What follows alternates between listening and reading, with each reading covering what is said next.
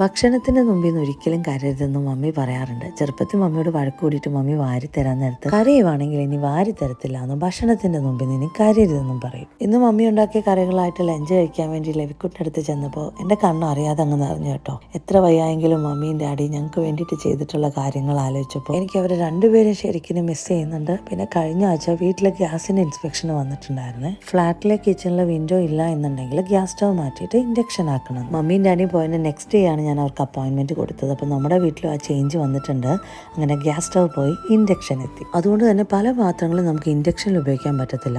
മമ്മിയും ഡാഡിയും ഉള്ളപ്പോൾ തന്നെ കുറച്ച് പാത്രങ്ങളെല്ലാം കോസ്കോയിൽ നിന്നും TK Maxx നിന്നും സെയിൻസ്ബറിയിൽ നിന്നൊക്കെ വാങ്ങിച്ചു വെച്ചിട്ടുണ്ടായിരുന്നു. അപ്പോൾ നമ്മൾ ഉപയോഗിച്ചുകൊണ്ടിരുന്ന പാത്രം എല്ലാം ഒന്നും കളയണ്ട.